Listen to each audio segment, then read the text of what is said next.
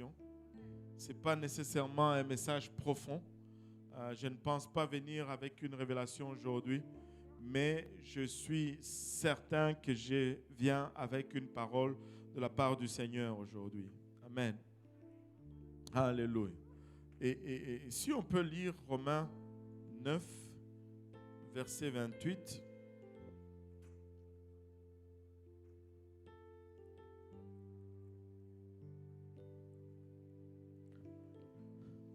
Romains 9, 28. Si vous l'avez trouvé, dites Amen. Si vous cherchez encore, dites j'arrive. Alléluia. Donc tout le monde est arrivé. On va le lire ensemble. Car le Seigneur exécutera pleinement et promptement sur la terre ce qu'il a résolu. Est-ce qu'on peut le relire encore tous ensemble à haute voix? Car le Seigneur exécutera pleinement et promptement sur la terre ce qu'il a résolu. Et regardez, il y a deux éléments dans ce verset. Car le Seigneur exécutera pleinement. Que tout le monde dise pleinement. Regarde ton voisin, dis-lui, il va tout faire. Alléluia. Il va faire tout ce qu'il a dit qu'il va faire. Il n'y aura pas une seule chose de laisser de côté. S'il l'a dit, il va le faire. Parce qu'il va le faire pleinement. Et promptement. Regarde ton voisin, dis-lui, il va faire vite. Il va faire promptement sur la terre, ici sur terre, ce qu'il a résolu. Prions tous ensemble. Seigneur, nous te rendons grâce encore une fois pour ton amour, ta bonté et ta fidélité. Nous te remercions, Père, pour le privilège que nous avons de venir ensemble, Papa, Ilabashata, dans ta présence. Présence, Papa, que nous reconnaissons qui a été rendue disponible à un prix élevé. Merci pour cela, Seigneur, et nous ne voulons pas le prendre pour acquis. Nous prions maintenant, Père, que tu nous aides, car nous réalisons que nous sommes des hommes naturels, des hommes charnels, Papa, et que cette parole qui est esprit et folie pour nous, et de nous-mêmes, nous ne pouvons, Papa, la recevoir. Aide-nous, Papa, moi, à la donner sans crainte, ni faveur, ni hésitation, Père. Et nous tous ensemble à la recevoir, afin qu'elle puisse germer en nous, produire de fruits et que ce fruit nous conduise jusque dans la vie éternelle. C'est avec action de grâce dans le cœur que nous te prions ainsi, dans le nom précieux de Jésus. Nous disons tous au nom de Jésus. Nous disons tous au nom de Jésus. Nous disons tous au nom de Jésus. Battons nos mains pour le Seigneur. Alléluia. Alors que nous allons nous asseoir. Ça devient presque une répétition, ça devient presque très répétitif, mais toutefois, ça reste tellement vrai. Le temps que nous sommes en train de vivre sont particuliers. Il n'y a jamais eu un temps comme celui que nous vivons maintenant, en tout cas, du moins de mémoire ou de connaissance. Ce que nous sommes en train de vivre est particulier. Et si nous regardons autour de nous et que nous lisons ce que la Bible déclare, et si nous ne sommes pas alignés correctement avec la parole de Dieu, nous pouvons tomber du côté où nous commençons à remettre en question la parole de Dieu. Nous pouvons tomber du côté où nous commençons à douter de ce que Dieu veut faire ou de ce que Dieu va faire. Parce que les circonstances sont tellement pas alignées. Et quand nous regardons les circonstances autour de nous, quand nous regardons l'état du monde aujourd'hui, c'est trop loin de l'idéal biblique. Amen. Et c'est pourquoi le Seigneur nous donne encore ce verset, nous rappelant encore combien lui, il est au contrôle. Luc 18, versets 7 et 8 nous dit « Et Dieu ne fera-t-il pas justice à ses élus qui crient à lui jour et nuit? Et tardera-t-il à leur égard ?» Laissez-moi vous dire, il y a un peuple de Dieu qui crie, il y a un peuple de Dieu qui se plaint, il y a un peuple de Dieu qui est oppressé et le Seigneur ne va pas tarder à faire justice à son peuple. Le Seigneur s'élèvera pour nous. le Seigneur va s'élever. Peu importe comment cela semble, peu importe comment cela paraît, Dieu va s'élever à un moment donné. Et il nous donne cette certitude qu'il va agir pour nous. Mais regardez le verset 8. Il dit, je vous l'ai dit, il leur fera promptement, que tout le monde dise promptement. Il va nous faire justice très rapidement. Il leur fera promptement justice. Mais quand le Fils de l'homme viendra, trouvera-t-il la foi sur la terre? Au fait, Luc regarde, il dit, mais il nous rapporte au fait le parole du Seigneur. Et si tu regardes ce qui se passe autour de nous, c'est tellement loin de ce que Dieu a promis ou de ce que Dieu aurait voulu. Mais laissez-moi vous dire, Dieu va faire ce qu'il a promis de faire ou ce qu'il a choisi ou ce qu'il a décidé de faire sur la terre. La parole de Dieu s'accomplira. Tout ce qu'il a déclaré va s'accomplir. Sur son église, ça va s'accomplir. Alléluia. Sur ses enfants, ça va s'accomplir. La parole de Dieu va s'accomplir. Alléluia. Mais il y a deux éléments qui doivent être alignés. Il y a deux éléments qui doivent concourir ensemble pour que cela arrive. Pour que Romains 9, 28 soit une réalité, il y a deux éléments qui doivent arriver ensemble. Et ces deux éléments sont premièrement le temps. Que tout le monde dise le temps. Alléluia. Le temps est crucial. Deuxièmement, ce sont les circonstances. Que tout le monde dise les circonstances. Alléluia. Mais les circonstances importent peu.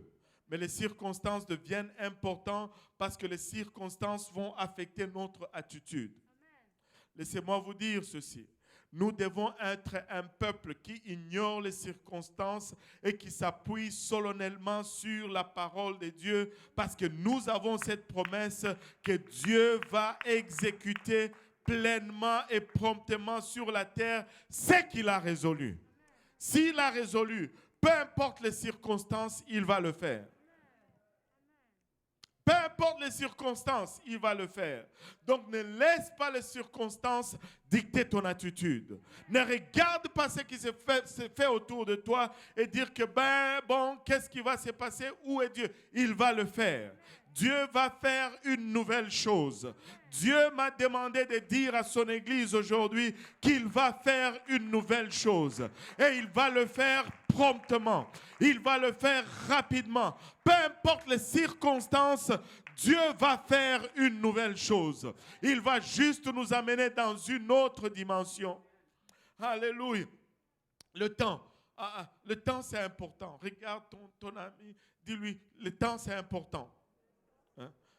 C'est peut-être pourquoi on dit important, parce qu'il y a le temps. Là. Le temps, c'est important. Ça rime même. Le temps, c'est important.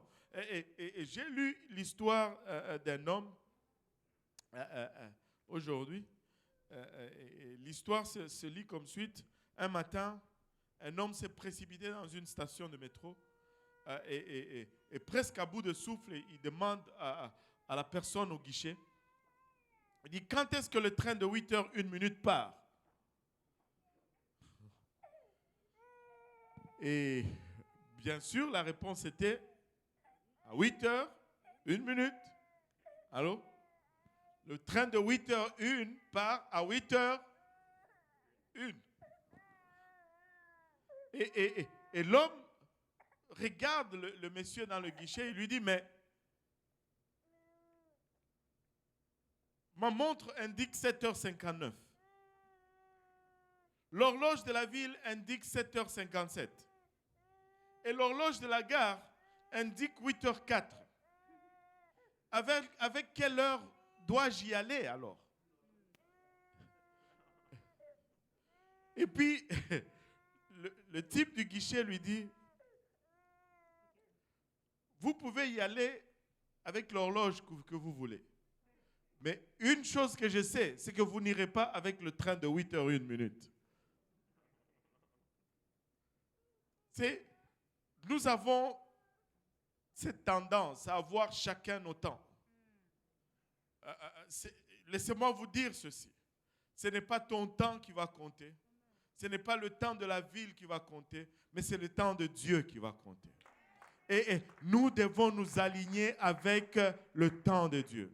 Si nous manquons le temps de Dieu, nous manquons le bateau. Si nous manquons le temps de Dieu, nous manquons ce que Dieu veut faire. Et laissez-moi vous dire, peuple de Dieu, maintenant c'est le temps de Dieu. Tout à l'heure, c'est le temps de Dieu et Dieu veut faire une nouvelle chose maintenant. Nous n'avons pas à attendre 5 ans, nous n'avons pas à attendre 10 ans. Dieu veut le faire maintenant. Maintenant, c'est le temps de Dieu. Si nous regardons les circonstances, nous allons peut-être vouloir attendre un moment plus favorable. Il n'y a pas moment plus favorable que maintenant. Dieu est en train d'agir, Dieu est en train de faire et il désire faire une nouvelle chose et il va faire pleinement ce qu'il a résolu avec son Église ici sur terre. Alléluia. C'est une tragédie que de manquer le temps de Dieu. C'est une tragédie que de manquer le temps de Dieu. Dans Luc 19, le Seigneur était en train de retourner dans la ville de Jérusalem, après, juste un peu avant sa crucifixion. Luc 19, verset 41-44, il a pleuré sur la ville de Jérusalem. Pourquoi? Parce que cette ville ou ce peuple n'a pas reconnu son temps, n'a pas reconnu l'heure à laquelle ils ont été visités. Laissez-moi vous dire, tu ne peux pas te permettre de passer le moment. Le moment, c'est maintenant. Alléluia. C'est aujourd'hui, c'est tout de suite. Alléluia. Luc 19, 41, il dit, et quand il fut proche, voyant la ville, il pleura sur elle, disant, si tu eusses connu. Bon, je vais lire avec Louis II. Et si toi aussi, au moins, en ce jour qui t'est donné, tu connaissais les choses qui appartiennent à ta paix, mais maintenant, elles te sont cachées. On va aller jusqu'au verset 44. 43 nous dit, « Il viendra sur toi des jours où tes ennemis t'environneront de tranchées, t'enfermeront et te serreront de toutes parts. Et ils te détruiront, toi et tes enfants au milieu de toi, et ils ne laisseront pas en toi pierre sur pierre. » Pourquoi? Parce que tu n'as pas connu le temps où tu as été visité. Le Seigneur a visité, mais ils n'ont pas connu le temps de leur visitation. Et parce qu'ils n'ont pas connu le temps de leur visitation, ils sont passés à côté de ce que le Seigneur pouvait faire pour eux. Et ce qui est resté, ce n'était que chaos et destruction, au point où pas une pierre allait rester sur une autre. C'est-à-dire, rien de ce que l'homme avait construit n'allait subsister face à cette destruction. En d'autres termes, peu importe tes plans, peu importe tes anticipations, il n'y a qu'une seule chose qui est safe, c'est se mettre en ligne avec les commandements et la parole de Dieu. Rien de ce que tu vas faire par ta propre sagesse ne va tenir face à ce que le monde a en réserve pour nous. Rien de ce que tu vas planifier, alléluia, pour te mettre à l'abri, ce ne sont ni les REER, ni les épargnes, ni Bitcoin, ni les vaccins, ni quoi que ce soit, mais une soumission totale, alléluia, et un engagement total à la parole de Dieu qui va nous mettre à l'abri. Une reconnaissance du temps de sa visitation qui va nous faire traverser ceci. Il ne restera pas pierre sur pierre. Rien de ce que l'homme a construit ni n'a bâti ne va tenir. Rien. Rien. Oh, s'il y a un temps où c'est donné au Seigneur, c'est maintenant. S'il y a un temps, alléluia, où mettre sa vie et sa maison en ordre, c'est aujourd'hui. Aujourd'hui, c'est le jour du salut. Maintenant, c'est l'heure acceptable. Si tu entends sa voix, n'endurcis pas ton cœur. Alléluia. N'endurcis pas ton cœur. Ils n'ont pas connu l'heure de leur visitation. Et il ne restait que destruction. Destruction. Alléluia. Vous savez, un autre moment triste, nous le voyons dans le livre de Nombres. Dieu a fait une grande délivrance, a produit une grande délivrance pour son peuple dans le livre d'Exode. Ils sont sortis d'une main puissante de la servitude de l'Égypte. Et Dieu avait tout fait. Amen. Il avait tout fait. Nous avons eu cette révélation. Je ne sais pas s'il y en a qui s'en souviennent durant la conférence. Oh, qu'on a eu un temps extraordinaire. Laissez-moi vous dire, Dieu veut faire une nouvelle chose. Dieu veut faire une nouvelle chose. Des choses qui ne sont point montées au cœur de l'homme. Alléluia. Des choses que l'oreille n'a point entendues, ni l'œil n'a point vu. Alléluia. Et au début, ils n'ont rien fait. Dieu a tout fait. Il a frappé les Égyptiens. Il a dépouillé les Égyptiens. Israël est sorti les mains pleines. Ils sont arrivés en face de la mer Rouge. Dieu a ouvert la mer Rouge pour eux. Ils n'ont pas levé le petit doigt. Ils ont traversé à sec. Et l'ennemi qui suivait, Dieu les a tous détruits sans qu'Israël ne lève même pas son petit doigt. Et Dieu fait ces choses lorsque nous venons à lui. Lorsque nous entendons l'évangile, il fait tout. Il est allé à la croix, il a payé le prix, il a versé de son sang. Et nous l'acceptons seulement et nous sortons du monde. Mais après, il va falloir que nous fassions certaines choses si nous allons rentrer dans les promesses de Dieu. Si nous allons avoir les promesses de Dieu, il faut que nous fassions certaines choses. Et dans le livre de Nombres, ils sont sortis. Vous rappelez-vous, le prédicateur nous l'avait fait voir durant la conférence. Pour la mer Rouge, la mer s'est ouverte elle-même. Mais arrivé au Jourdain, il devait mettre le pied dans l'eau. L'eau ne s'est pas séparée tout seul. Il fallait qu'il mette le pied dans l'eau. Et tu sais, quand Dieu nous sauve, il ouvre la mer lui-même. Mais nous arrivons à des places où nous devons faire quelque chose. Nous devons obéir au commandement de Dieu si nous allons voir ces mêmes choses arriver. Alors, mais si nous reculons à 40 ans plus tôt, ils étaient à la porte de cette même promesse. Ils ont envoyé 12 espions.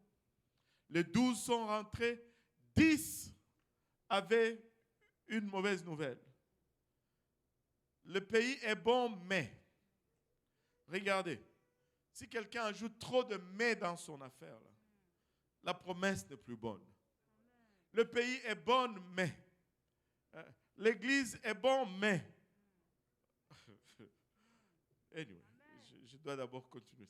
Le pays est bon, mais... Et Dieu, la parole de Dieu appelle ce rapport un rapport démoniaque.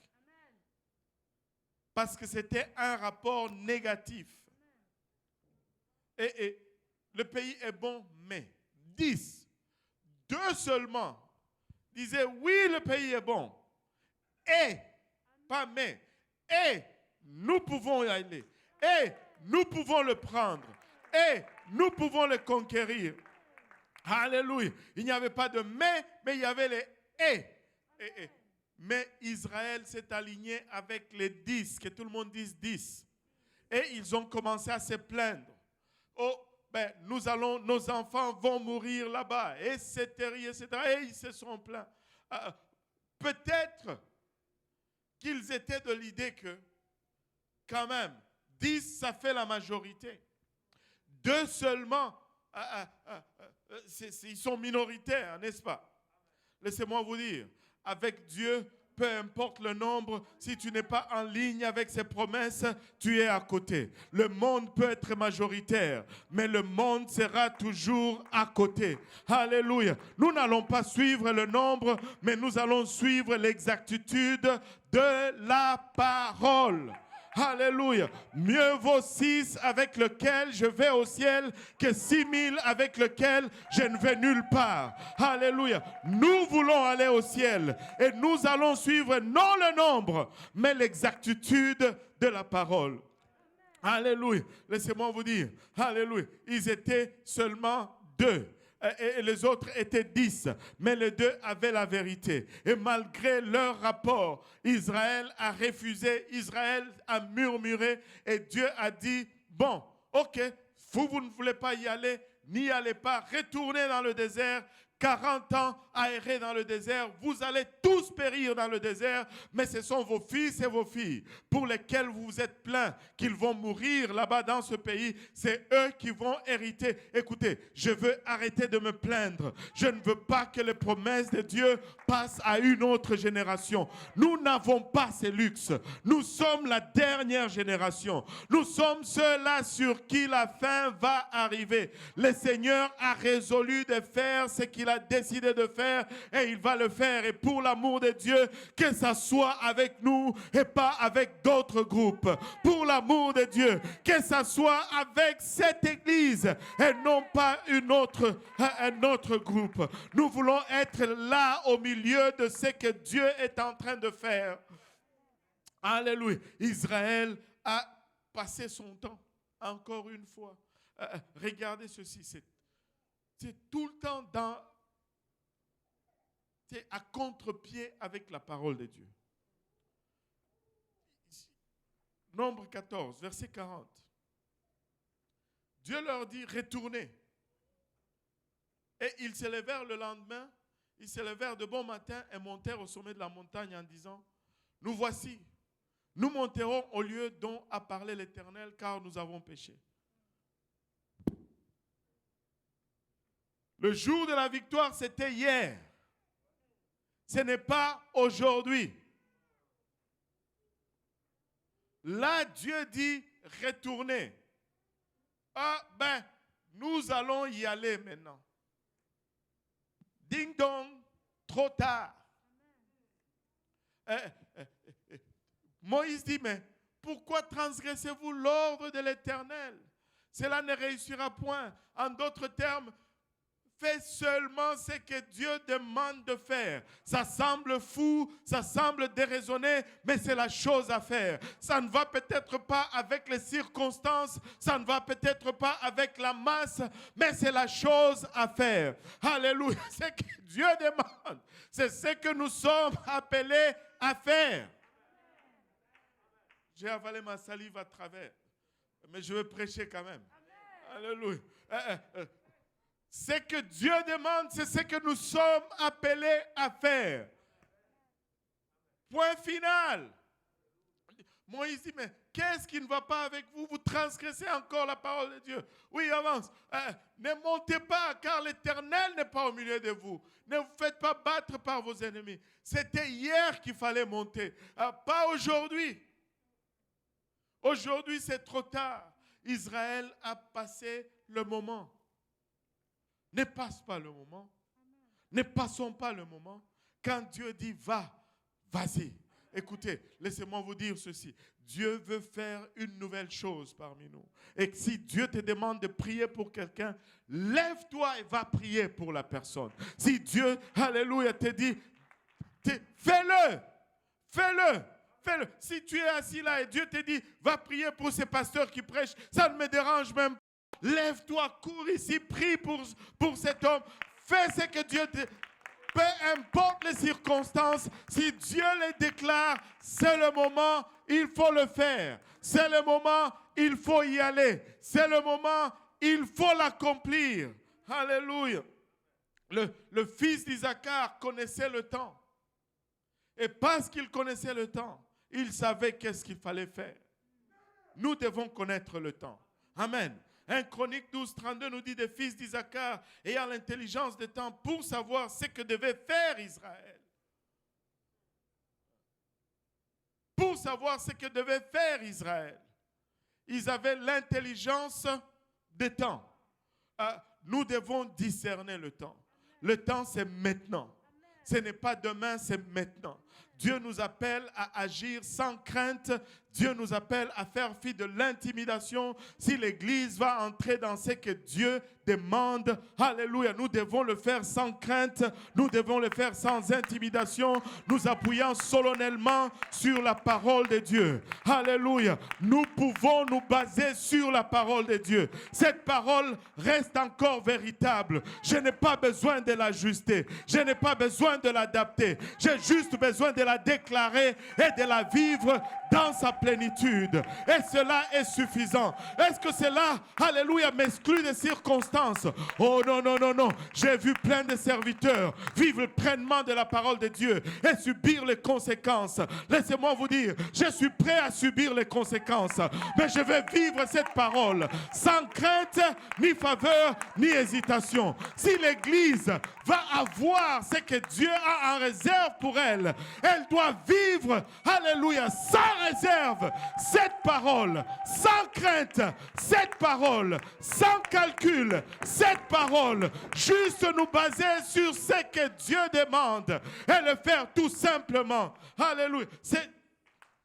Laissez-moi vous dire, l'Église n'est pas parfaite. Nous ne sommes pas parfaits, mais si tu attends que l'Église soit parfaite, laisse-moi te donner un conseil. Cherche juste une autre église, parce que Dieu n'a pas fini avec moi. J'ai encore ma chair. Jusqu'à ce que je sois 6 pieds sous terre, ou jusqu'à ce que la trompette sonne, tu trouveras toujours des défauts dans celui-ci. Mais une chose est certaine, il travaille malgré les défauts. Il travaille au milieu. Alléluia. Lorsque je suis faible, c'est alors qu'il est fort. Alléluia. Si quelqu'un peut juste pousser un cri de joie vers le Seigneur.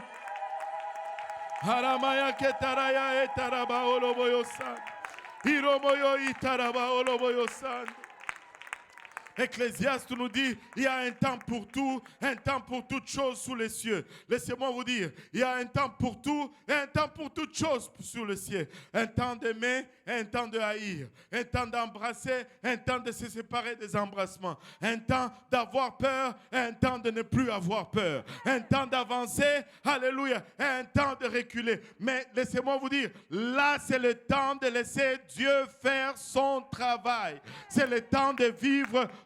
Nous n'avons pas beaucoup de temps. Ce monde tire à sa fin. Si nous allons voir le réveil que nous anticipons de voir, nous avons besoin de la démonstration de la grandeur de Dieu. Et si nous avons besoin de cette démonstration, nous allons avoir beaucoup de problèmes. Amen. Nous allons avoir beaucoup de problèmes. J'ai posé la question tout à l'heure à Saint-Michel. Bon, ils ont été quand même sincères. Mais laissez-moi vous poser la question ici. Soyons honnêtes. Est-ce que vous êtes-vous déjà dit quelque part dans le cœur là, je voudrais voir ces grandes choses, les grands miracles, où on prie pour quelqu'un ressuscite. Qui s'est déjà dit cela? Soyons honnêtes. Bon, maintenant, si tout ce monde, maintenant, qui va être volontiers pour mourir? Il faut qu'on prie pour que l'on voit quelqu'un ressusciter. Allô? On a besoin d'un volontaire. Tu veux la puissance de Dieu, mais tu ne veux pas les problèmes qui amènent la puissance de Dieu. Là, c'est le paradoxe humain qui ne produit aucune réponse. Allô? Laissez-moi vous dire, nous servons un Dieu qui ressuscite. Nous servons un Dieu qui le fait. Aujourd'hui, à 2h du matin, 2h30, j'étais encore en train de cogner ma tête dans la parole de Dieu. Seigneur, qu'est-ce que j'ai dit à ton peuple? Mon téléphone sonne. C'était la sœur Tabitha qui était en panique à l'autre bout du fil. Pasteur Eliam Emmanuel ne respire plus. Il a perdu connaissance. J'ai dit, mais vous êtes où? Il dit, nous sommes à la maison. J'ai dit, fais du bouche à bouche, et je me suis mis à parler en langue. On a commencé à prier, on a prié. Alléluia. Et cet enfant est revenu à la vie. Il ne respirait pas. Il n'avait plus aucun geste. Il avait, alléluia, les yeux étaient déjà partis. Dieu l'a ressuscité. Dieu l'a ressuscité de mort. Laissez-moi vous dire, alléluia, il est encore à l'hôpital. Est-ce qu'on peut s'élever juste pour un moment et élever nos voix en prière pour lui? Seigneur, nous confessons la vie, papa. Tu es un Dieu d'éternité, papa. Tu es infaillible, ô Père. Alléluia. Nous allons te servir, Seigneur. Que tu nous donnes ou que tu retires, nous avons choisi de te servir. Que tu nous guérisses ou que tu ne nous guérisses pas, nous allons choisir de te servir. Père, nous venons par la foi, Seigneur, nous appuyons sur ta parole et amenons, Papa, Eliam Emmanuel par le bras de la foi devant ton trône. Père, nous ordonnons la vie, alléluia, dans son corps. Nous ordonnons la maladie de quitter de son corps, Père. Papa, nous le déclarons un trophée, alléluia, pour ton royaume, Seigneur. Ikaramaya otarabaolo boyosata. Ore katamanaya itarabaolo boyosata. Irakete manaya eta. Ore kataraya itarabaolo boyosata. Dans le nom de Jésus, dans le nom de Jésus, Papa, nous plaidons ton sang précieux. Nous plaidons le sang de Jésus. Père, alléluia. Nous n'allons pas seulement accepter la bénédiction de la part de Dieu et refuser la malédiction. Il est Dieu, il règne. Job a dit, allons-nous accepter seulement les bénédictions et non les malédictions? Écoutez, si cette église va rentrer dans les choses que Dieu a en réserve pour elle, cette église doit être volontiers à payer le prix.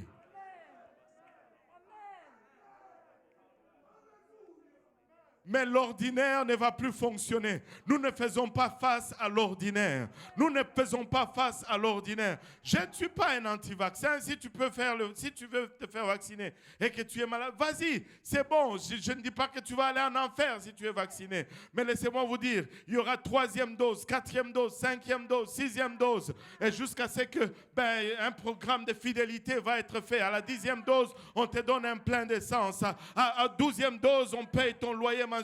Écoutez, rien de cela ne va marcher si ce n'est l'Éternel qui garde. Rien de cela ne va fonctionner si ce n'est il ne restera pas pierre sur pierre. Notre confiance est dans l'Éternel. Oui, nous ne sommes pas fous. Nous travaillons, nous mangeons, nous regardons toutes ces choses.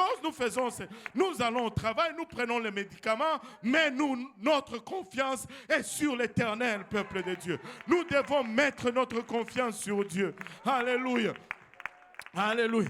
Vendredi, je reçois une enveloppe à la maison, au palais de justice. Après 5 mois, nous étions tous en attente du jugement. Et j'ouvre l'enveloppe. Oh, Dieudonné Kaozi, tu es condamné. Condamné à payer 1500 parce que tu avais eu les services ici. Laissez-moi vous dire ceci. Ça ne me dérange pas. Ça ne me dérange pas. Si c'est ça le prix que j'ai à payer pour servir le Seigneur, ça ne me dérange pas. Il y a des gens qui ont donné de leur vie pour l'amour de Dieu. Où est-ce que nous sommes rendus? Nous sommes rendus tellement friands de notre confort. Nous aimons tellement la vie ici-bas. Nous aimons trop nos voitures. Nous aimons trop nos maisons. La Bible dit, mets ton trésor en haut. Mets ton trésor en haut. Aussi longtemps que tu n'investis pas en haut, ton cœur ne sera jamais en haut. S'il y a un temps où nous devons commencer à donner à l'église, c'est maintenant. Parce que ce que tu gardes, tu ne vas pas aller loin avec. Le Seigneur revient bientôt et c'est seulement ceux qui auront investi dans l'église. Ça sera comme c'était l'église, à l'église primitive. C'est seulement ceux qui ont donné tout à l'église, qui ont joui de leurs biens. Parce que quelques années plus tard, les Romains sont venus et ils ont dispersé tout le monde. Ceux qui ont gardé leur maison n'ont pas vécu dans leur maison. Ceux qui ont gardé leur chat, ils n'ont pas eu leur chat. Je ne suis pas en train de... Écoutez, ne me prenez pas de travers, s'il vous plaît. Accorde-moi juste un bénéfice de doute. Je vous parle à cœur ouvert et avec un cœur sincère. Mais si nous ne suivons pas le programme, nous n'allons pas y arriver, même si nous avons la vérité. Si nous ne sommes pas prêts à dire c'est ça ou c'est rien, nous n'allons pas y arriver, même si nous avons la vérité. Même si nous avons la vérité. Il y a un monde qui nous regarde aujourd'hui et qui veulent voir si ce que nous disons, nous croyons vraiment ce que nous disons. Nous prêchons un Dieu tout-puissant. Il est temps qu'on agisse comme si nous servons un Dieu tout-puissant.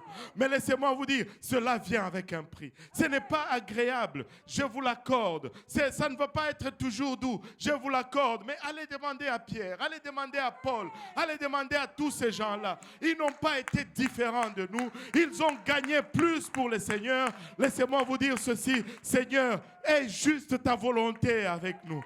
Donne-nous le courage, papa, de rester sur cet autel. Donne-nous le courage, papa, de vivre ce que tu nous demandes de vivre. Écoutez, aussi longtemps que...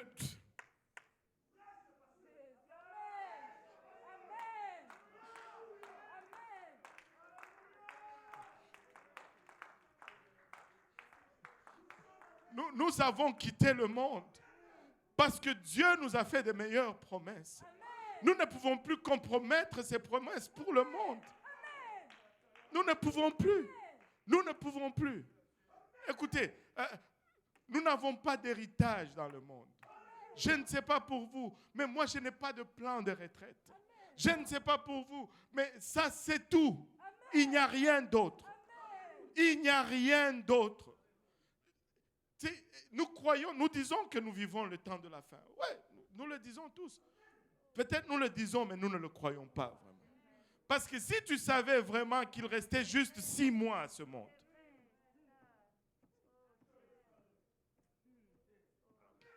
tu ne vas pas accumuler. Tu ne vas pas accumuler. Écoutez, nous devons juste vivre comme si le Seigneur revenait demain et planifier comme si il revenait dans je ne sais pas quoi. Parce que s'il traîne, nous gagnons juste plus d'âmes. Mais laissez-moi vous dire, nous sommes la dernière génération. Nous sommes les derniers. Nous n'avons pas le luxe de passer le bâton à une autre génération. Si ça va arriver sur nous. Si ça va arriver avec nous. Et je sais que Dieu nous a amenés à cette place, Église, où si nous devenons juste ce qu'il désire que nous devenons, nous allons voir des choses. Tu ne vas même pas avoir le temps de tout finir, que les gens vont commencer à se convertir. Les gens vont commencer à venir à Dieu comme ils n'ont jamais venu auparavant. Dieu nous promet le réveil et il va le faire. Il dit que la dernière pluie sera plus abondante que la première. Alors, nous croyons cela. Mais laissez-moi vous dire ceci. Les perturbations qui vont accompagner la deuxième pluie vont être aussi plus abondantes. Parce que ça prend plus de nuages, ça prend plus de perturbations. Mais si on rejette les perturbations, on n'aura jamais ces nuages-là. Et on n'aura jamais cette pluie abondante.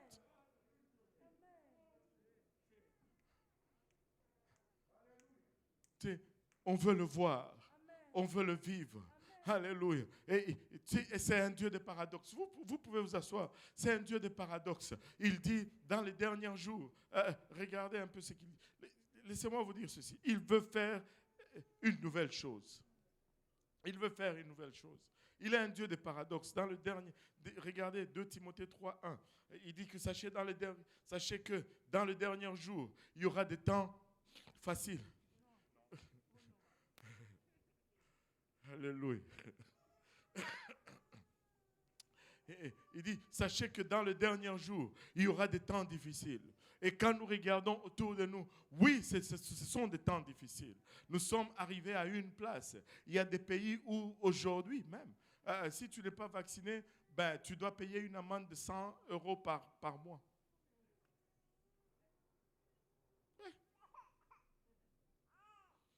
C'est des temps difficiles. C'est des temps difficiles. Aujourd'hui, on décide pour nous pour plusieurs choses. Le monde essaye juste de bouger, c'est étrange. Même les jugements qu'on a reçus, je ne sais pas, je n'ai jamais été condamné, c'est la première fois, mais j'ai trouvé ça étrange. Ça dit tout simplement que tu as été jugé coupable et tu as payé. On ne me dit pas ce que le juge a dit, on ne me dit pas ce que l'article... C'est juste une déclaration. Je dis, mais attends, je vais argumenter ceci. Parce que qu'est-ce que j'ai fait? C'est des temps difficiles. C'est des temps difficiles. Laissez-moi vous dire, c'est des temps difficiles.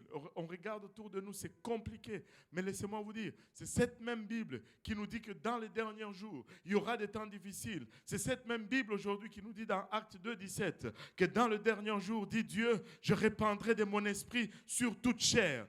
C'est le même dernier jour. D'un côté, c'est le chaos, mais c'est le même dernier jour. D'un côté, la main puissante de Dieu est en train d'agir. Alors, c'est à nous de choisir quel dernier jour ça va être pour nous. Si nous voulons nous concentrer sur les chaos du monde, oh, que ça va être chaotique. Oh, que nous allons être ballottés de ça et là. Oh, écoutez.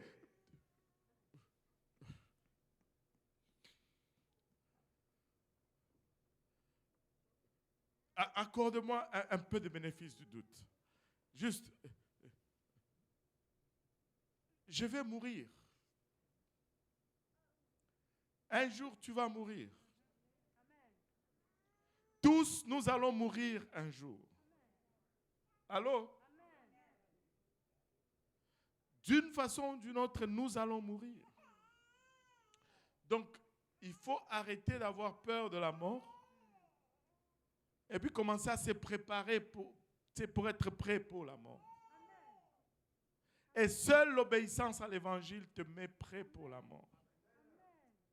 Allô? Allô? Nous allons mourir d'une façon ou d'une autre. Mais je veux juste aller au ciel. C'est tout. Ce n'est pas une question de comment je meurs ou pas. On n'a pas vraiment de... On ne décide pas vraiment comment on meurt.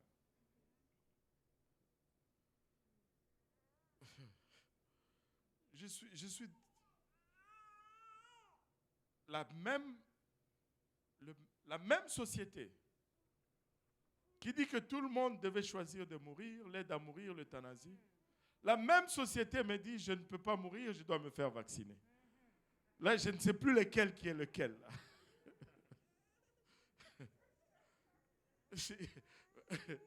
Ils doivent juste se décider. Moi, je sais que d'une façon ou d'une autre, je vais mourir. Mais je veux juste aller au ciel. Alléluia.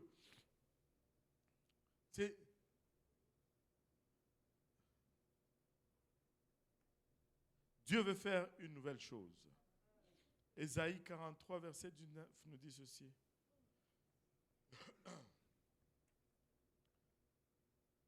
Voici, je vais faire une chose nouvelle, sur le point d'arriver.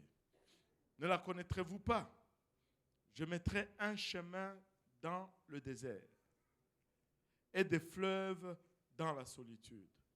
En d'autres termes, Dieu est en train de nous dire ici qu'il va faire ce qu'il a dit qu'il va faire.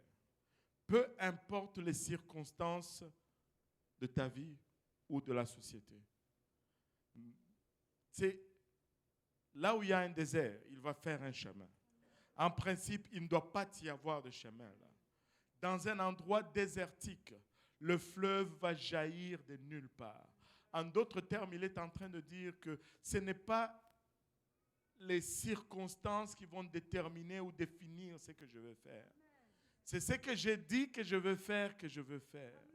Et si il a dit qu'il va sauver, laissez-moi vous dire, il va sauver en masse.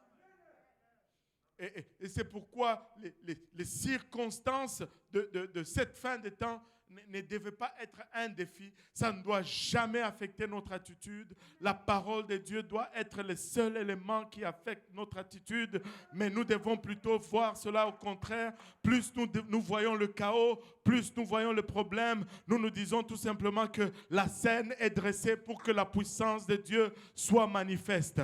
Alléluia. La vision d'un problème ou d'une situation, alléluia, ne devait pas être un souci de complainte pour un enfant de Dieu, mais ça doit être un souci de louange pour la gloire de Dieu, parce que la scène est dressée pour le miraculeux. Il n'y a pas de miraculeux s'il n'y a pas de situation critique. Dans tous ces chaos, Dieu veut montrer sa main puissante. Dans tout ces désordres, Dieu veut montrer sa grandeur. Mais ne pensez pas que ça va arriver là, lorsque nous sommes dans le confort. Oh non, non, non, non. Ce n'est pas biblique ça. Ce n'est pas biblique. Ce n'est pas biblique. Dieu ne guérit pas quelqu'un qui n'est pas malade. Allô? Ça ne marche pas. Ce n'est pas biblique. Mais il va faire une nouvelle chose. Et ces situations ne doivent pas être... Au courant de la semaine, il y a un jour, j'étais à terre. Après avoir entendu plein de choses, observé plein de choses. Des fois aussi, les pasteurs se découragent, vous savez-vous. Alléluia. Et j'étais à terre. Je me suis mis en route vers l'église. J'ai reçu un texto de la part d'une sœur.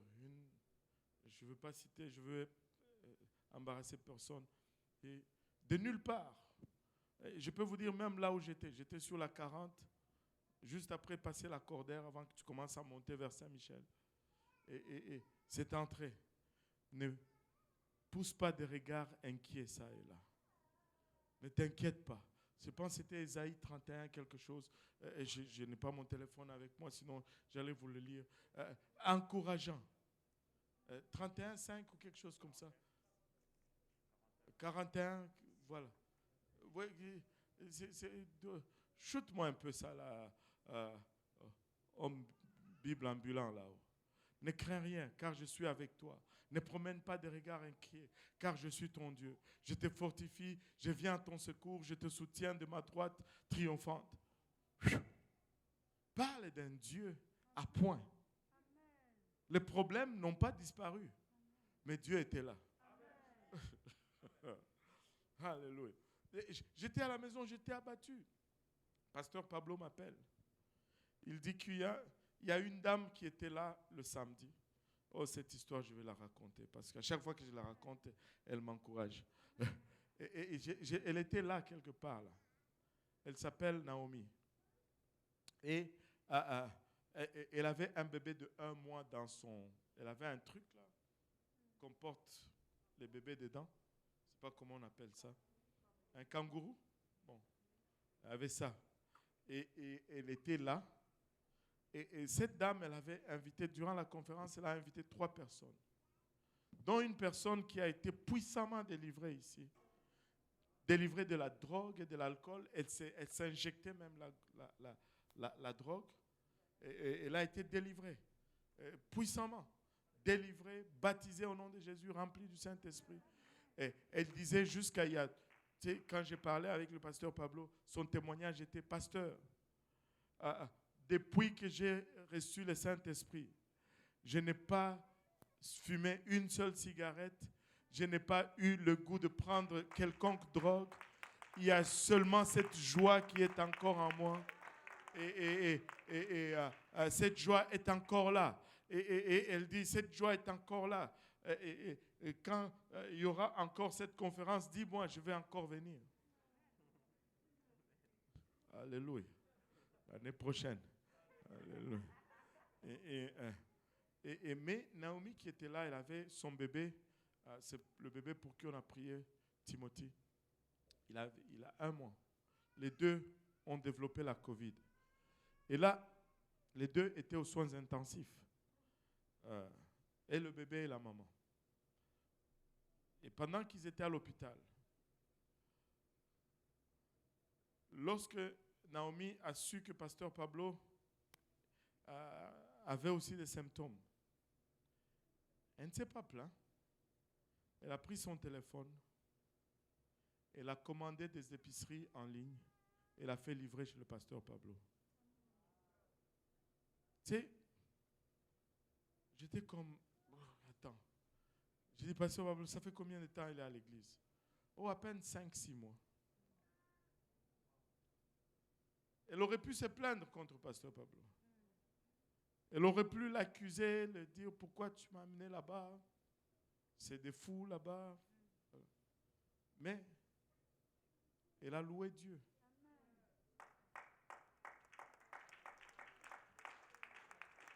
Maintenant, elle est déjà sortie. Timothée, son cas s'améliore de jour en jour. Il n'a plus de problème d'oxygène. Alléluia. Et nous espérons qu'il va sortir bientôt de l'hôpital. Est-ce que si on peut s'élever juste pour prier pour Timothée, juste pour un moment? Papa, nous venons encore par le bras de la foi, Seigneur Jésus, remettre Timothée entre tes saints bras, Père. Alléluia. Afin que tu puisses, Papa, démontrer ta grandeur, Seigneur. Souviens-toi de Naomi, Seigneur Jésus-Christ, Papa.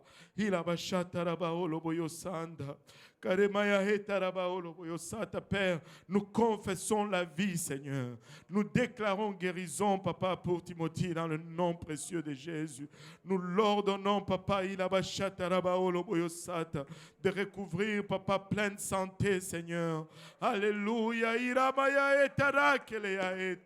Un trophée, Papa, pour ton royaume, Seigneur. Dans le nom précieux de Jésus. Dans le nom précieux de Jésus. Dans le nom précieux de Jésus, Père, nous plaidons ton sang, Papa. Nous plaidons ton sang, Seigneur. Par tes meurtrissures, Seigneur, Timothée est guéri. Par tes meurtrissures, Papa, il est guéri. Ore katamanaya itaraba oloboyo sanda. Ore kataraya itaraba oloboyo sata. Au nom de Jésus. Au nom de Jésus. Nous disons tous au nom de Jésus. Nous disons tous au nom de Jésus. Alléluia. Battons nos mains pour le Seigneur.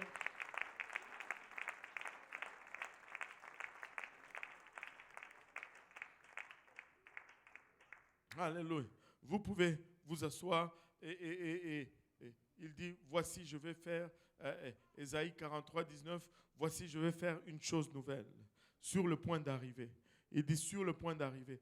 Mais j'ai regardé la version d'Arby, nous dit, maintenant elle va germer. Lui, c'est qu'on dit sous le point d'arriver.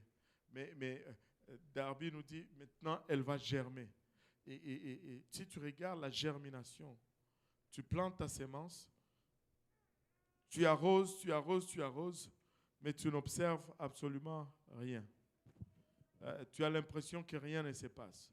Au fait, on te dit même littéralement, il faut que la sémence meure pour qu'elle puisse revivre. Mais quand ça va sortir, poup, ça va sortir. Et c'est là que tu vas commencer à voir la différence de la croissance. Et le Seigneur travaille de la même façon. Et la chose nouvelle qu'il est en train de faire, alléluia, tu peux être là, tu observes pendant un temps, il n'y a rien, c'est comme s'il n'y a rien, il n'y a rien, il n'y a rien. Mais ça va germer. Un matin, tu vas te lever, poup, et ça va être à l'extérieur de la terre. Alléluia. Et tu vas voir cette plante qui va, alléluia, pousser comme une faible plante. Et peut-être que les gens vont s'en moquer. Alléluia. Mais laissez-moi vous dire, c'est le bras droit de Dieu à l'œuvre parmi nous. Il va le faire et il est en train de le faire. Il est en train de faire une nouvelle chose parmi nous. Nous n'allons pas avoir une nouvelle chose si nous ne payons pas le prix. Et les mots nouveaux là, dans ta Bible est traduit de deux mots différents. Il y a deux sortes de nouveaux. Ça dépend quel nouveau que tu veux. Il y a deux sortes de nouveaux. Il y a le nouveau qui est juste nouveau, mais le nouveau de la même chose. Par exemple, là, j'ai une nouvelle cravate, un cadeau d'anniversaire. Amen. Mais ça reste une cravate. Ce n'est pas... c'est neuf. C'est la première fois que je porte ça, c'est neuf. On aime les choses neuves, hein, les dames. Sœur Viviane, la nouvelle robe. Alléluia. On aime les nouvelles choses. Ça sent le neuf. Allô? Mais c'est une nouvelle chose de la même chose. Un nouveau costume, c'est un costume comme ça a toujours été. Mais c'est nouveau. Mais on est content. Mais il y a un autre niveau de nouveau. Il y a des choses nouvelles qui sont vraiment nouvelles. C'est quand, par exemple, on passait du cheval qui tirait le char à la voiture avec un moteur. C'était une nouvelle chose, mais c'était vraiment nouveau. Vous voyez, ce n'est pas le même nouveau là. Quand on passait du morse au téléphone, hein, c'est nouveau, mais c'est vraiment nouveau. Hein. C'est une nouvelle chose qui est nouvelle. Il y a de nouveaux, c'est juste nouveau, mais c'est la même chose. Mais il y a d'autres nouveaux, que c'est une nouvelle chose, mais qui est nouvelle. Mais, laissez-moi vous dire, Dieu fait le deux avec nous. Dieu fait les deux. Regardez, on va finir avec ceci. Luc chapitre 5, versets 36 à 39. Dieu veut faire une chose nouvelle. Mais si nous allons vivre ce que Dieu veut pour nous, nous devons juste entrer dans une autre dimension. Nous devons entrer dans une place où nous sommes inconfortables. Nous sommes vulnérables. Sinon, nous n'allons pas voir cette nouvelle chose. Ça va nous coûter de voir cette nouvelle chose. Ça va nous coûter de voir la gloire de Dieu parmi nous.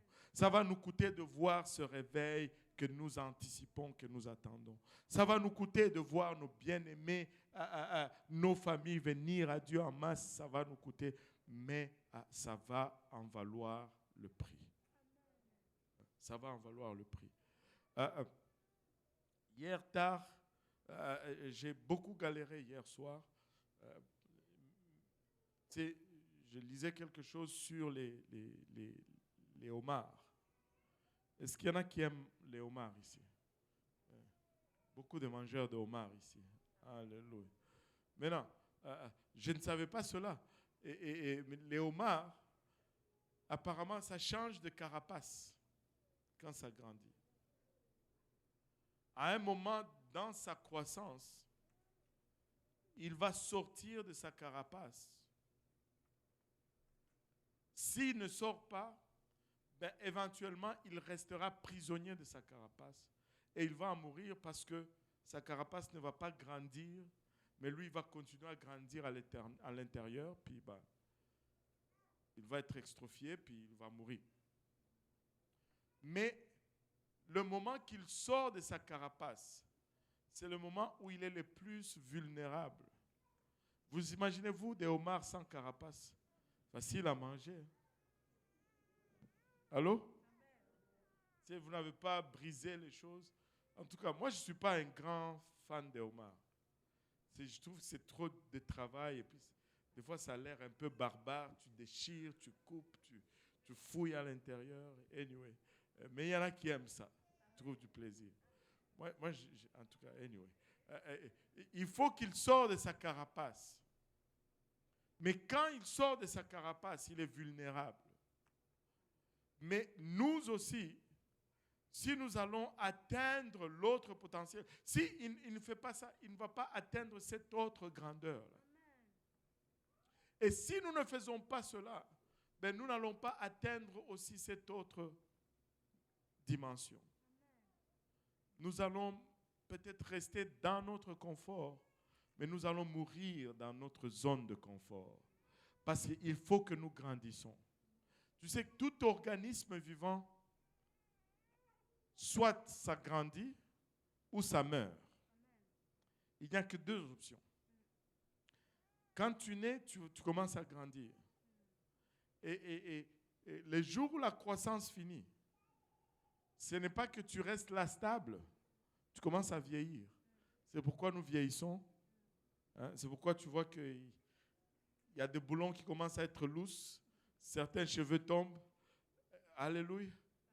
La vision, tu commences à... Avez-vous remarqué, tu regardes une photo, tu commences à... Dès que tu regardes quelque chose, c'est comme... Sache que tu es sur une... Tu as arrêté de grandir. Mais quand nous arrêtons de grandir, nous commençons à mourir. C'est pourquoi l'Église ne doit jamais arrêter de grandir. L'Église doit grandir continuellement. Nous devons évangéliser comme nous n'avons jamais évangélisé. Nous devons prier comme nous n'avons jamais prié. Nous devons donner comme nous n'avons jamais donné. Écoutez, nous devons donner. Là, vous allez moins m'aimer. Bon, mais je vais le dire quand même parce que je veux que Jésus m'aime. nous devons donner là où nous devenons inconfortables. Si nous donnons toujours dans notre confort, nous n'allons jamais voir la gloire de Dieu. Il faut que nous sortons de notre zone de confort et nous allons voir. Écoutez, vous pouvez étudier tous les mouvements de réveil. Tout mouvement de réveil était précédé par un esprit de générosité, un esprit de don sans précédent. Et le réveil était toujours proportionnel à ce mouvement de donner.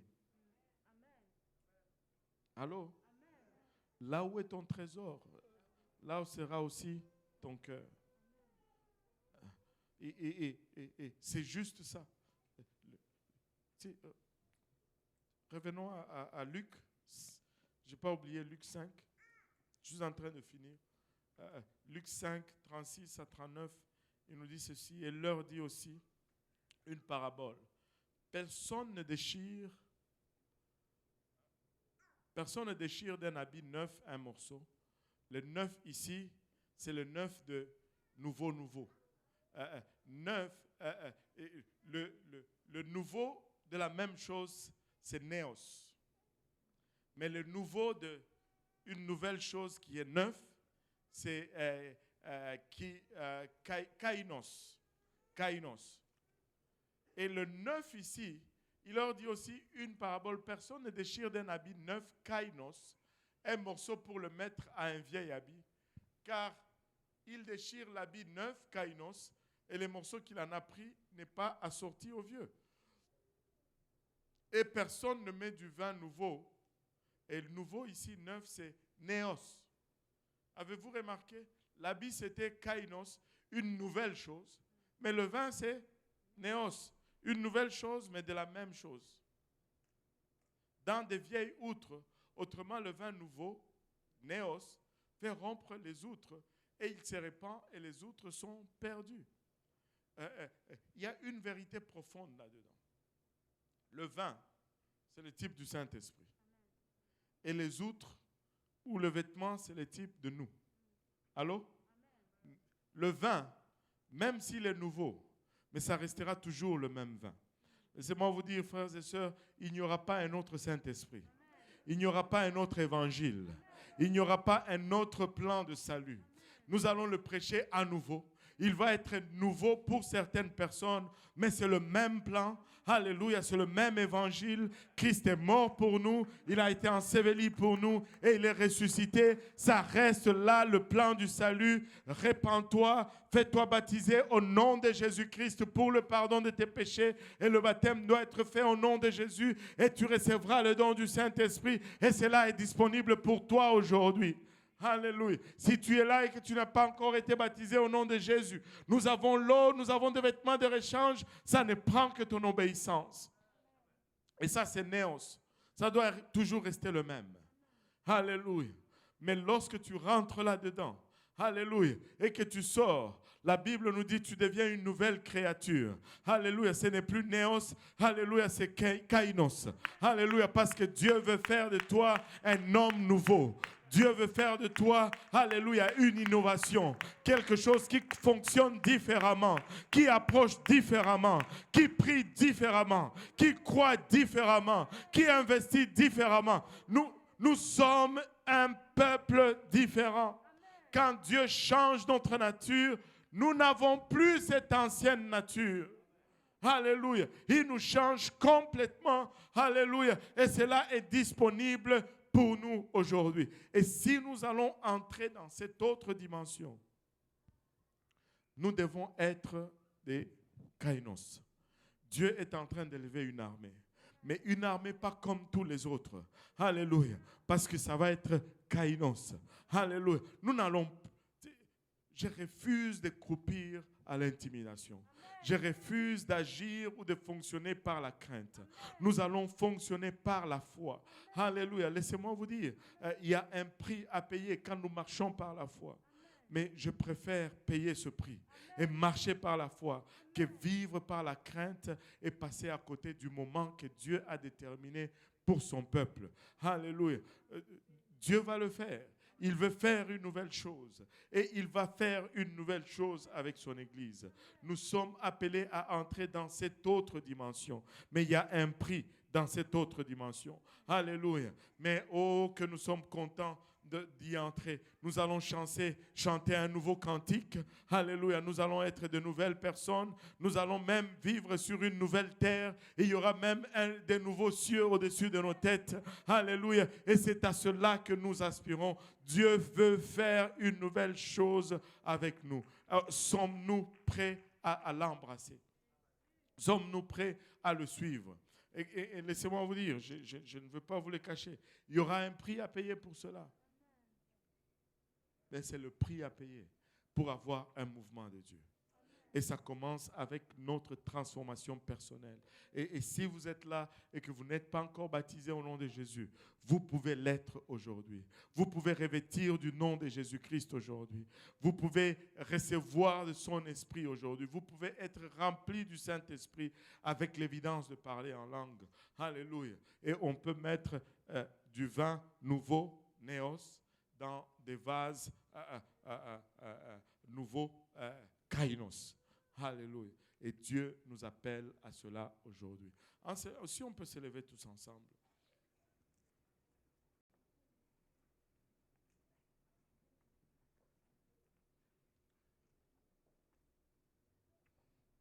Alléluia, Seigneur.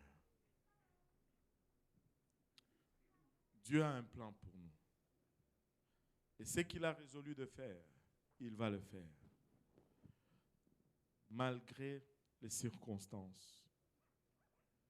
Mais notre responsabilité à nous, c'est d'aligner nos actes, aligner notre pensée, non avec les circonstances autour de nous, mais avec sa parole. Quand nous nous alignons avec sa parole, ben nous allons voir toute dimension que Dieu a prévue pour nous. Je ne dis pas de vivre dans la folie, mais laissez-moi vous dire ceci. La dernière fois que je l'ai lu, sagesse pour le monde était encore folie pour Dieu. Et folie pour Dieu était encore sagesse pour le monde. Et nous devons juste faire ce que Dieu nous demande de faire. Si Dieu nous demande, nous allons le faire. Est-ce qu'il peut y avoir des conséquences? Oh oui. Alléluia. Oh oui. Mais si tu ne veux pas de conséquences, ben, ça va être compliqué. Ça va être compliqué. Mais nous voulons voir la gloire de Dieu. Prions que Dieu nous aide. Prions qu'il infuse en nous. Nous devons prier vraiment de façon stratégique. Qu'il infuse d'abord en nous un esprit d'humilité. Qui est l'humilité parmi nous. Qu'il infuse en nous un esprit de compassion. Sans humilité, sans compassion, la gloire de Dieu, c'est dangereux. Ça va faire de nous juste des égocentriques, maniacaux, psychopathes, je ne sais pas comment. Il y a un terme là en tout cas, c'est que vous connaissez là. Un esprit d'humilité, un esprit de compassion, un esprit d'engagement, juste le désir de suivre sa parole. Et c'est tout. Si on peut élever nos voix tous ensemble, si on peut fermer nos yeux et baisser nos têtes pour un moment. Seigneur, nous te rendons grâce éternelle pour ton amour, ta bonté et ta fidélité. Nous te remercions, éternel, pour le privilège que nous avons de te connaître, Seigneur. Ce privilège, Papa, nous a été accordé, non pas parce que nous étions bons, Seigneur. Nous étions bons. Nous étions aussi perdus, Papa, aussi égarés que quiconque dans le monde aujourd'hui. Nous étions autant loin de toi qu'est le monde aujourd'hui, Seigneur. Mais dans ta grâce, Papa, tu as trouvé, Papa, d'étendre ta main et de nous tirer de là où nous étions, Seigneur, et de nous faire entrer dans ta gloire. Père, alors que nous sommes, Papa, dans ta présence, nous prions, Seigneur Jésus-Christ, Papa, que tu nous fasses don, Papa, premièrement, de ton esprit, Papa, comme ta parole qui déclare que le sentiment qui était en Christ, que ce soit le même sentiment qui soit en nous, Seigneur. Père, baptise-nous, Seigneur, avec un esprit d'humilité, Seigneur. Pas un esprit de compassion, Seigneur. Papa, il a bachata, mets ton amour, papa, en nous, afin que nous puissions aimer comme tu aimes, Seigneur. Pas car seulement là, nous serons à mesure de faire ce que tu nous demandes de faire, papa. Aide-nous, Seigneur Jésus-Christ, à regarder comme tu regardes, à nous aligner sur ta parole et non sur les circonstances environnantes, Seigneur. Papa, le monde, papa, est dans la perdition, le monde est perdu, le monde, papa, est chaos, le monde est essoufflé, le monde est à bout, Seigneur. Nous avons besoin de ton onction, papa, car sans ton onction, nous ne pouvons y arriver, Seigneur. Tout ce que bâtit l'homme, Seigneur, il abachata sera détruit. Papa, c'est pourquoi nous désirons fortement, papa. Papa, il abachata que ce soit ta main qui bâtisse, Seigneur. Que ce soit ton plan qui prévale, Seigneur Jésus-Christ. Papa, que ce soit, papa, ta direction, papa, qui est suivie, Seigneur. Père, il abachata souffle sur chacun de nous, Seigneur Jésus-Christ. Papa, ce vent d'audacité, Seigneur, ce vent, papa, décisionnel, Seigneur, où, papa, il abachata, nous traçons une ligne et nous disons, Seigneur Jésus-Christ, papa, il abachata, que nous suivrons, papa, le chemin que tu as tracé. Et peu importe, papa, nous te suivrons, Seigneur. Peu importe, papa, il abachata, nous te suivrons et nous te servirons, Seigneur. Aide-nous, papa, il abachata, aide-nous, Seigneur, à endurer, papa, ce qui va venir, papa, vers nous, Seigneur. Aide-nous, papa, à tenir ferme, Seigneur. Papa, il abachata, nous devons tenir, papa. Alléluia. Papa, comment tenir, papa, à plus dur si nous n'arriverons pas à résister, papa, à ce que nous faisons face aujourd'hui, papa. Papa, souffle sur ton peuple, Seigneur. Souffle sur ton peuple, Seigneur Jésus-Christ. Souffle sur ton peuple, papa, il abachata. Souffle sur ton peuple, Père. Alléluia.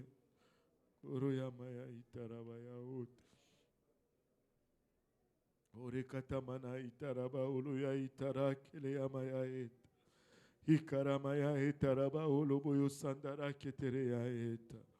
Korimaya itaraba uluboyo sandaraba kitarayaota. Harekatamana utaraba uluboyo sandaraba kitarayaeta. Ikotoroyo itaraba uluyo itaraba kotoroyaeta. Alléluia, Jésus. Alléluia, Seigneur. Alléluia, Jésus. Alléluia, Seigneur. Alléluia, Papa. Fortifie ton peuple. Fortifie ton église, Seigneur. Fortifie tes enfants, Papa. Il a bachat. Karamaya itaraba oloboyo sanda. Hirokoto manaya itaraba oloboyo sanda. Koriarabaya itaraba oloboyo sataraba oloboyo sanda. Au nom de Jésus, au nom de Jésus, au nom de Jésus, alléluia, au nom de Jésus. Papa, nous plaidons ton sang précieux, Seigneur. Papa, nous plaidons ton sang précieux. Alléluia. Si vous êtes là et que vous n'êtes pas encore baptisé au nom de Jésus-Christ, vous pouvez l'être aujourd'hui. Nous avons l'eau, nous avons des vêtements de réchange et ça ne prend que votre obéissance. Alléluia. Et comme le Seigneur appelle, il ne faut pas endurcir ton cœur. Laissez-moi vous dire, s'il y a un temps où on doit mettre nos maisons en ordre, c'est maintenant. S'il y a un temps où on doit s'assurer que nous sommes vraiment en ordre avec le Seigneur, c'est aujourd'hui. Alléluia. Alléluia. Pouvons-nous battre nos mains pour le Seigneur? Élever nos voix. Alléluia. Juste. Alléluia. Haramaya ketaraya utaraba oloboyo santo. Le Seigneur va faire une nouvelle chose. Il va faire une nouvelle chose. Il va nous amener dans cette autre dimension. Alléluia, peuple de Dieu, nous allons le voir et nous allons le vivre. Que le Seigneur vous bénisse. Alléluia, qu'il vous soutienne et qu'il vous fortifie. Et n'oubliez pas de nous aider à désinfecter le lieu.